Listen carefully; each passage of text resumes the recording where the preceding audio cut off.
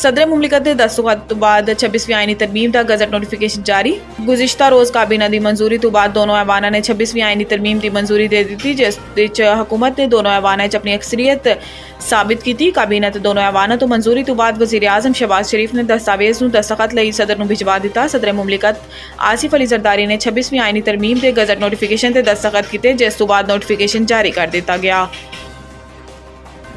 नई आईनी तरमीम तो बाद चीफ जस्टिस पाकिस्तान का इंतखाब कौन करेगा तो तरीकाकार की होएगा। सेनेट तो बाद कौमी असम्बली ने भी 26वीं आईनी तरमीम की मंजूरी दे दी थी। हुकूमती दोनों ऐवाना 2/3 अक्सरियत साबित करने कामयाब रही। सीनियर तरीन जज चीफ जस्टिस लई ऑटोमैटिक चॉइस नहीं होएगा। ऐसे बरक्स चीफ जस्टिस पाकिस्तान का इंतखाब 3 सीनियर जजेस से किया जाएगा। नई तरमीम के तहत चीफ जस्टिस के नाम का फैसला 12 रुकनी पार्लिमानी कमेटी 2/3 अक्सरियत नाल करेगी।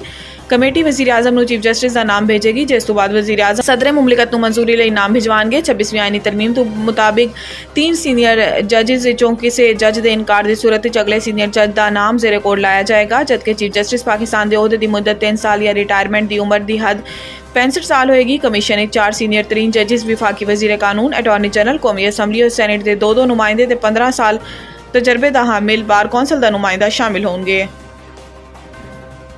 26वीं आईनी तरमीम के मुतालिक जस्टिस मंसूर ते जस्टिस आयशा दे दिलचस्प रिमार्क्स। मौसमियाती तब्दीली अथॉरिटी के कयाम के मुतालिक केस के समात के दौरान जस्टिस मंसूर अली शाह का एडिशनल अटॉर्नी जनरल तो दिलचस्प मुकालमा होया।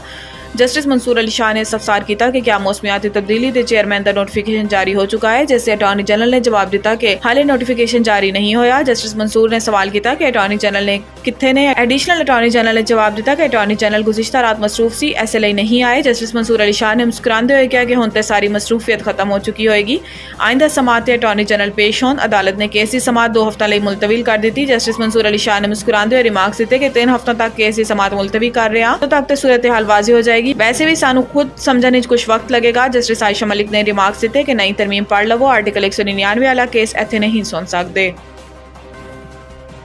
वालिद के कहने ते रूपोश होया। जैन कुरैशी ने वीडियो बयान जारी कर दिता। वीडियो बयान जैन कुरैशी ने किया है कि अपने वालिद शाह महमूद कुरैशी के कहने ते रूपोशी इख्तियार की थी। वालिद ने लाहौर बुलाया तो किया कि किसी सूरत आईनी तरमीम मंजूर नहीं होनी चाहिए। इन्होंने किया है कि आईनी तरमीम की हिमायत के मुतालिक मेरे खिलाफ गुमराह कुन प्रोपेगेंडा किया जा रहा है। मेरा कौमी असम्बली जाना तो दूर की गल है, मैं करीब तो भी नहीं गुजरा। जैन कुरैशी का कहना सी किसी हुकूमती एहलकार नाल मुलाकात साबित हो जाए तो मैं सियासत छड्ड देवांगा। पार्टी पॉलिसी ते बानी PTI दे नाल खड़ा वां।